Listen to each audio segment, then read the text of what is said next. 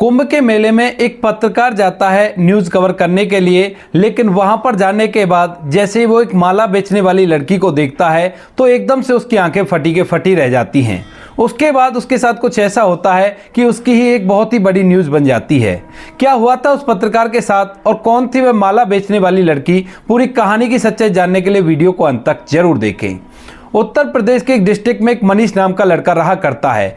मनीष जिसने अपनी पढ़ाई लिखाई कर ली है और अब कोई रोजगार करके पैसे कमाना चाहता है, लेकिन उसके माता पिता जब देखते हैं कि बेटा शादी के योग्य हो गया है तो उसकी एक लड़की से शादी करा देते हैं। लड़की का नाम होता है संगीता। संगीता जो देखने में काफी ज्यादा खूबसूरत थी और जैसे वो मनीष के घर में शादी होकर दुल्हन बनकर आती है तो वहां पर अच्छी तरह से मनीष के घर में रहने लगती है। मनीष अपने काम धंधे के लिए घर वालों से कुछ पैसे लेता है और उन पैसों से एक छोटा सा काम धंधा कर बैठता है, लेकिन मनीष की किस्मत इतनी अच्छी नहीं थी कि जो उसे कामयाबी मिल सके। धंधे में काफी ज्यादा मेहनत करने के बावजूद भी उसे रिजल्ट 0 मिलता है और उसके बाद उसका वो धंधा पूरी तरह से ठप हो जाता है। इसके बाद मनीष दोबारा से मेहनत करता है और सोचता है कि इस बार धंधा करूंगा और वो अच्छे से चल जाएगा और फिर मैं पैसे कमाने लगूंगा, लेकिन इसी तरह से करके मनीष काफी सारे पैसों की बर्बादी कर देता है और इस वजह से मनीष के घर वाले भी नाराज हो जाते हैं। मनीष का एक छोटा भाई होता है जो उससे ज्यादा छोटा नहीं था और वो भी अपने भाई से कहने लगता है कि इस तरह से कैसे काम चलेगा, अगर तू ही सारे पैसे बर्बाद कर देगा तो मैं क्या करूंगा। इस बात को सुनकर मनीष बड़ा ही मायूस हो जाता है और इसके बाद वह धंधा करने से भी डरने लगता है। इधर उसकी पत्नी उसे सहारा तो देती है, लेकिन कहीं ना कहीं उसके मन में भी ये बात थी कि उसका पति कामयाब होगा या नहीं होगा। धीरे धीरे करके 2 साल बीत जाते हैं और जैसे 2 साल कंप्लीट होते हैं तो उसी दौरान मनीष की पत्नी को एक लड़का होता है। जैसे उनके जीवन में एक लड़का आया था तो उसके बाद दोनों पति पत्नी बड़े ही खुश होते हैं, लेकिन उसकी खुशियां ज्यादा नहीं टिक पाती हैं। उसी दौरान मनीष के माता पिता उसे काम करने के लिए कहते हैं कि अब तुम 2 से 3 हो गए हो और अब तुम्हें कोई ना कोई रोजगार करना होगा, ऐसे कब तक मेरी पेंशन पे अपना समय व्यतीत करोगे। दरअसल जो मनीष के पिता थे वो सरकारी नौकर थे और इसी वजह से वो ये बात कह रहे थे क्योंकि अभी तक भी घर का खर्च वही चला रहे थे। जिस तरह से मनीष घर का बड़ा बेटा था तो उसे कमाना चाहिए था। अब माता पिता की बातों को सुनने की तो उसे आदत पड़ गई थी, लेकिन जैसे संगीता के माता पिता उस लड़के को देखने के लिए आते हैं तो वह भी मनीष से काम धंधे के बारे में बात करने लगते हैं और जब मनीष उन्हें बताता है कि वो कोई भी काम नहीं करने वाला है तो उसके बाद वह उसे बुरा भला खरी खोटी सुनाने लगते हैं। अब यह सब कुछ सुनकर मनीष नाराज हो जाता है और इसके बाद संगीता से भी उखड़ा उखड़ा रहने लगता है। इधर जो संगीता थी वह भी मनीष की हरकतों से काफी ज्यादा परेशान हो जाती है और जैसे उनका बच्चा 6 महीने का होता है तो उसी दौरान दोनों में विवाद होने लगता है, क्योंकि संगीता को संगीता के माता पिता सिखा पढ़ा दिया करते थे और इसी वजह से संगीता मनीष से अब लड़ाई करने लगती है। अब इन दोनों की लड़ाई को देखकर जो मनीष के माता पिता होते हैं वह मनीष से कुछ नहीं कहते हैं, लेकिन अब संगीता का टॉर्चर कुछ ज्यादा ही बढ़ता जा रहा था। अब मनीष अपनी पत्नी से उल्टी लड़ाई करने लगता है और धीरे धीरे उन दोनों की लड़ाई कुछ ज्यादा ही बढ़ जाती है। एक दिन संगीता ऐसी लड़ाई कर रही थी और लड़ाई के दौरान जो मनीष होता है वह संगीता पर हाथ उठा देता है। जैसे मनीष ने संगीता पर हाथ उठाया था तो उसके बाद जो संगीता होती है वह रूठ कर अपने मायके चली जाती है, क्योंकि उसके मायके वालों ने उससे कह दिया था कि अगर ये तुझसे हाथ लगाए तो तू सीधा यहां पर आ जाना। जो कुछ भी संगीता अब तक कर रही थी वह घर वालों के कहे अनुसार कर रही थी, क्योंकि सुबह शाम वो फोन पर लगी रहती और जैसे उसकी माँ और भाभी बोल देती वैसा ही वो किया करती। अब यहाँ पर घर वालों की पढ़ाई को पढ़ने के बाद बेटी मायके तो आ गई थी, लेकिन अभी उसे एक डिग्री मिलने वाली थी, तो उसके बाद जो घर वाले होते हैं उस डिग्री का इंतजाम भी करवाने लगते हैं और इसी वजह से संगीता को उसके खिलाफ भड़काकर वहां से तलाक का केस दर्ज करवा देते हैं। मनीष जो कि अपनी पत्नी को जाने के बाद थोड़ा सा उदास रहता है, उसे अपनी पत्नी की याद आया करती है और अपने बच्चे की याद आया करती है, लेकिन जैसे तलाक का नोटिस उसके पास पहुंचता है तो वो इस बात को देखकर थोड़ा सा नाराज हो जाता है और सोचने लगता है कि इतनी छोटी सी बात पर भला कौन तलाक दिया करता है। ऐसे झगड़े हर घर में हो जाया करते हैं, लेकिन इसका मतलब ये तो नहीं कि हम लोग अपनी जिंदगी को अलग अलग बिताने का ही फैसला कर लें। अब जब मनीष देखता है कि उसकी पत्नी फैसला कर चुकी है तो उसके बाद मनीष भी इस तलाक को देने के लिए एग्री हो जाता है और दोनों की सहमति से लगभग 1 महीने के अंदर उन दोनों का तलाक हो जाता है। तलाक के एवज में कुछ रकम मनीष के घर वाले संगीता के घर वालों को दे देते हैं और इसके बाद दोनों अपने अपने घर में रहने लगते हैं। अब इसके बाद जो मनीष होता है वो गुमसुम सा रहा करता है, क्योंकि उसका बेटा भी अब संगीता के पास रहेगा और 5 साल के बाद इसका फैसला होगा। इसी वजह से संगीता अपने बेटे को लेकर वहीं पर रहने लगती है और धीरे धीरे समय बीतता है। समय के इसके साथ साथ मनीष को संगीता से अलग हुए लगभग 2 साल हो गए थे और 2 साल बाद आ जाता है 2025। अब तक मनीष ने कई धंधे ट्राई किए थे लेकिन किसी में भी उसकी किस्मत बुलंद नहीं हुई थी। अब ये लास्ट में जो काम कर रहा था वह था पत्रकारिता का। उसने सोचा कि क्यों ना पत्रकारिता की जाए, इसमें इधर उधर जाकर लोगों से बातें करूंगा और हो सकता है यहां पर मेरी किस्मत चमक जाए। और ऐसा ही होता है दोस्तों, उसका पत्रकारिता में अच्छा काम चलने लगता है और वह सोचने लगता है कि इसी काम को करूंगा और यही काम मुझे आगे बढ़ाएगा। यही सोचकर जैसे कुंभ का मेला लगता है तो कुंभ के मेले में वह पहले पहुंच जाता है ताकि वह व्यवस्था को देख सके और अपने दर्शकों को दिखा सके और लोग उससे प्रभावित हो और उसका काम आगे बढ़ने लगे। इसी चीज को सोचकर वह कुंभ के मेले में एक रात पहले पहुंच गया था और वहां पर जाकर कुंभ के मेले की व्यवस्था को देखने लगता है। देखने के बाद वो बहुत सारे वीडियो अपने ऑफिस में भिजवा देता है ताकि उन वीडियोज को लोग पब्लिक कर सकें और पब्लिक होने के बाद उसकी कुछ आमदनी हो सके। कई वीडियोज उसने बनाए थे और बनाने के बाद अब वह कुंभ के मेले में दूसरे दिन रुककर साधु संतों का इंटरव्यू लेना चाहता है, जो वहां पर झांकियां निकलेंगी उसे देखना चाहता है और वहां पर लोग किस तरह से काम कर रहे हैं उन सभी को अपने कैमरे में शूट करना चाहता है। लेकिन जैसे दूसरा दिन होता है, दूसरे दिन सुबह सुबह उठकर मनीष अपने काम धंधे को चालू ही कर रहा था। उसी दौरान उसकी नजर एक लड़की पर पड़ती है, जो लड़की वहां पर मालाएं बेच रही थी। लड़की देखने में काफी ज्यादा खूबसूरत थी लेकिन उसके जो कपड़े थे वो काफी मैले कुचले फटे पुराने थे। इसके बाद मनीष जैसे उसे देखता है तो देखते ही पहली नजर में उसे लगता है कि ये तो वही संगीता है जिससे मेरा तलाक हो गया था। लेकिन फिर वो सोचने लगता है कि नहीं, मेरी आंखों का वहम होगा, ये संगीता कैसे हो सकती है, क्योंकि संगीता को तो मैंने कुछ पैसे भी दिए थे और वैसे भी उसके घर वाले उसे ऐसे क्यों रहने देंगे। यही सोचकर मनीष असमंजस में पड़ा हुआ है कि आखिर ये संगीता है या कोई और है और इस बात की तह तक जाना चाहता है। इसके बाद जब वह वहां पर गया था तो वहां पर कुछ और पत्रकार आए थे और उनमें से उसका एक दोस्त भी था। तो वह अपने उस दोस्त से कहता है कि दोस्त, ये जो लड़की है क्या तू इसका इंटरव्यू ले सकता है। तो उसका दोस्त उस लड़की को देखता है और देखने के बाद कहता है कि यार इसका इंटरव्यू लेने से क्या फायदा होगा, इसको भला कौन देखने वाला है, कौन इसके बारे में जानने वाला है। तो वो कहता है कि यार मैं इसके बारे में जानना चाहता हूं क्योंकि मुझे लगता है कि ये मेरी तलाकशुदा पत्नी है जिससे 2 साल पहले मेरा तलाक हो गया था। अब इसके बाद जो दूसरा पत्रकार होता है वह उससे पूछने लगता है कि कैसे कैसे तुम्हारा तलाक हुआ था और किस वजह से तुम इसके बारे में जानना चाहते हो। तो वो पूरी कहानी उस पत्रकार को बता देता है और इसकी कहानी उसे काफी ज्यादा दिलचस्प लगती है। वह सोचता है कि अगर ऐसा हुआ, ये सच में इसकी पत्नी निकली तो बहुत ही अच्छा रहेगा और ये वीडियो हिट भी जा सकता है। यही सोचकर वह पत्रकार उस माला बेचने वाली लड़की के पास जाता है और वहां पर उससे उसके बारे में बात करने लगता है। अब जैसी माला बेचने वाली लड़की कैमरे को देखती है तो एकदम से साइड में हटती है और कहती है कि आप ये क्या कर रहे हो, मैं कैमरे पर नहीं आ सकती। इसके बाद पत्रकार कैमरा नीचे करता है और कैमरा नीचे करने के बाद उससे बात करने लगता है। कहता है कि देखो, मैं आपके बारे में जानना चाहता हूं कि आप इतनी खूबसूरत होकर यहां पर माला क्यों बेच रही हो, आखिर क्या मजबूरी है आपकी जो यहां पर आपको माला बेचनी पड़ रही है। इसके बाद जो लड़की होती है जो माला बेच रही थी वह अपने बारे में उसे बताने के लिए तैयार हो जाती है, लेकिन कह देती है कि अगर मेरी बात आप सुनना चाहते हो तो इस बात को कहीं भी ऐसे वैसे मत डाल देना, अगर आपको डालनी है तो नाम बदल कर डाल देना।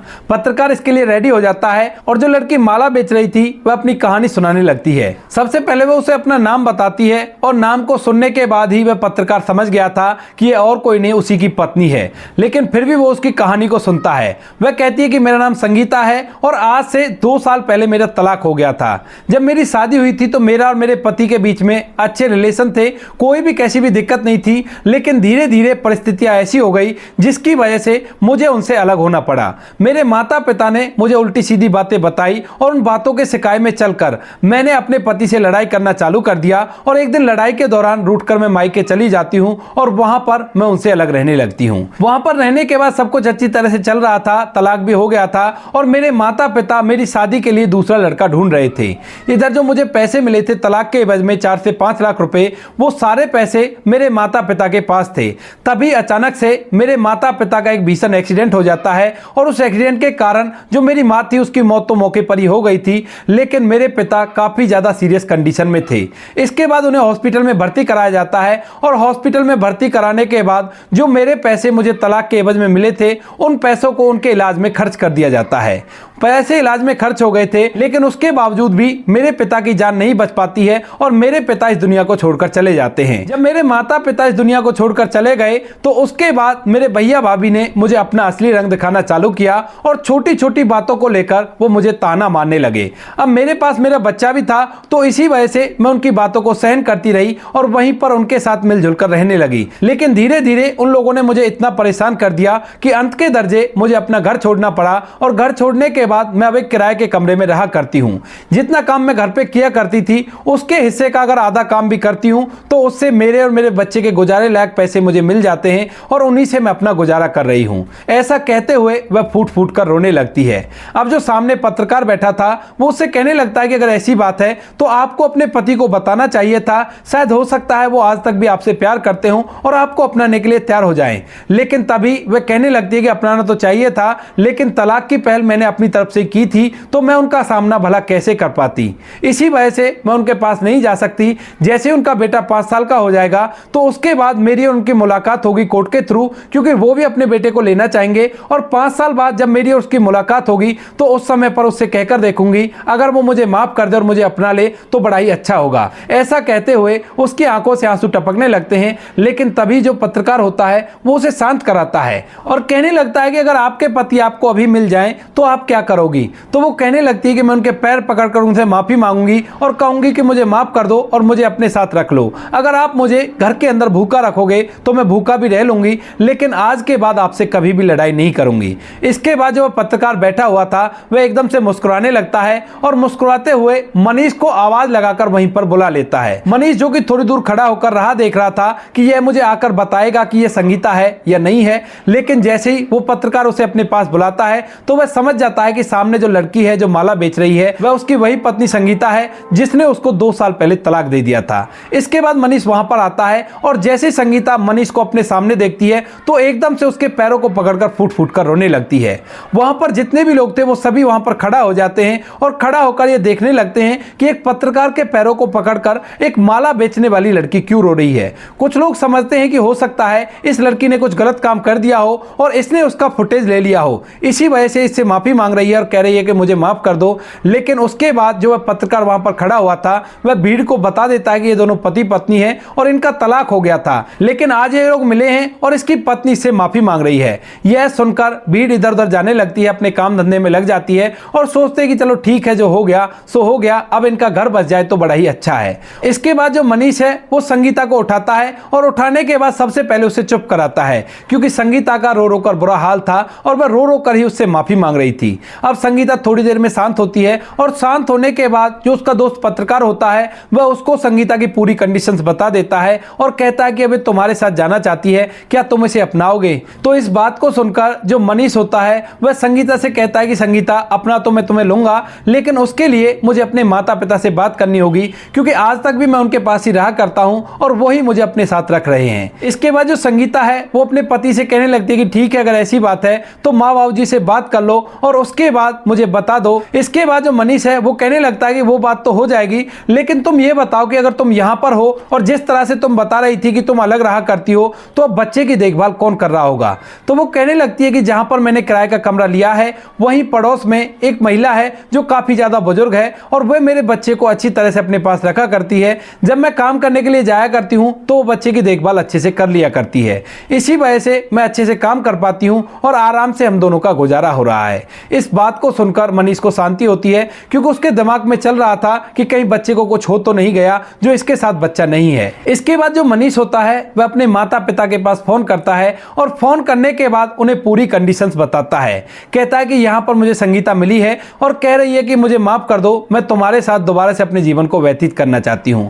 अब माता पिता जब इस बात को सुनते हैं तो बड़े ही हैरान होते हैं कि उस लड़की ने अपनी तरफ से तलाक के लिए कहा था और फिर वो ऐसा क्यों कर रही है। तो मनीष उन्हें पूरी कहानी सुना देता है और कहता है कि इस तरह से उसके भैया भाभी ने उसे घर से निकाल दिया है और अब वो किराए का कमरा लेकर बच्चे को लेकर रहा करती है। माता पिता उससे कहने लगते हैं कि बेटा, अगर तू अपनी पत्नी को अपने साथ रखना चाहता है तो ये डिसीजन तुम्हारा रहेगा, वैसे भी अब तुम्हारा ठीक ठाक काम चलने लगा है तो फिर अपने बच्चे को ऐसे क्यों छोड़ते हो, आखिर बच्चा तो तुम्हारा ही है, इसको अपना लो, कोई भी कैसी भी दिक्कत नहीं है। इसके बाद जो मनीष होता है वह संगीता के पास जाता है और कहने लगता है कि संगीता मुझे माफ कर देना, अब मैं तुमको नहीं अपना सकता। इस बात को सुनकर संगीता पूरी तरह से मायूस हो जाती है और मायूस होने के बाद वहां से जाने लगती है। जाते जाते कहती है कि ठीक है मनीष, 5 साल तक का वेट कर लो, 5 साल बाद तुम्हारा बच्चा तुम्हारे पास चला जाएगा और उसके बाद तुम उसका अच्छे से ख्याल रख लेना, मेरा क्या है, मैं तो अपने जीवन को ऐसे ही व्यतीत कर लूंगी। ऐसा कहते हुए वह पीछे मुड़कर जाने लगती है और मनीष जब इन बातों को सुनता है तो उसे पता चल जाता है कि अब इसके अंदर अंदर कोई भी घमंड नहीं रहा है, जिस घमंड की वजह से उससे लड़ाई किया करती थी और माता पिता का अपने का घमंड दिखाया करती थी। इसके बाद मनीष संगीता को रोकता है और रोकने के बाद कहता है कि संगीता, मैं तो मजाक कर रहा था, दरअसल माता पिता ने आज्ञा दे दी है कि तुम्हें जैसा ठीक लगता है वैसा करो, तो अब मैं तुमको ऐसे नहीं छोड़ने वाला, तुम ऐसा करो यहां से फौरन चलते हैं और मैं और तुम दोनों एक साथ रहेंगे। ऐसा कहकर मनीष वहां से अपने उस काम को छोड़कर सीधा अपनी पत्नी को अपने साथ लेता है और वहां से उसके उस किराए के कमरे में आता है जहां पर वो रहा करती थी। वहां से अपने बच्चे को अपने साथ लेकर, संगीता को अपने साथ लेकर सीधा अपने गांव में घर पहुंच जाता है और वहां पर जाकर संगीता को रहने के लिए कह देता है। संगीता वहां पर जाकर अपने सास ससुर से भी माफी मांगती है, क्योंकि जब वह यहां से रूट कर जा रही थी तो संगीता के सास ससुर ने उसे मनाने की कोशिश की थी, लेकिन संगीता ने उनकी एक बात नहीं सुनी थी। इसके बाद उसके सास ससुर भी उसे माफ कर देते हैं और कहते हैं कि कोई बात नहीं बेटी, गलतियां इंसान से हुआ करती हैं, तुझसे भी एक गलती हो गई, लेकिन अच्छा किया जो तुमने अपनी भूल को सुधार लिया। फिलहाल संगीता मनीष के गांव में उसके घर पर है और जो मनीष है वो दोबारा से कुंभ के मेले में आकर साधुओं की झांकियों को सभी लोगों को दिखा रहे हैं अच्छी तरह से, कोई भी कैसी भी दिक्कत नहीं है। अब आगे कुछ दिनों बाद वो दोबारा शादी करते हैं या नहीं करते इसके तो नहीं पता, लेकिन फिलहाल सब कुछ ठीक है, कोई भी कैसी भी दिक्कत नहीं है। इस कहानी के पात्रों के नाम और जगह के नाम बदल दिए गए हैं ताकि हमारी इस वीडियो से किसी को भी कोई परेशानी ना हो। बाकी वीडियो आपको जैसी भी लगी हो कमेंट सेक्शन में बता देना। वीडियो अच्छी लगी तो वीडियो को लाइक और चैनल को सब्सक्राइब जरूर करें ताकि हमें थोड़ा सा हौसला मिले आप लोगों के लिए ऐसे अच्छे वीडियो बनाने के लिए। इन कहानियों को सुनाने का उद्देश्य किसी को परेशान करना बिल्कुल भी नहीं है। यह कहानी आपको इसलिए सुनाई जाती है ताकि आप लोग इन कहानियों में से कुछ ना कुछ सीख सको और अपने जीवन में उस चीज को अप्लाई कर सको। मिलते हैं किसी नेक्स्ट वीडियो में नए टॉपिक के साथ, तब तक के लिए जय हिंद, जय भारत, जय हिंदुस्तान।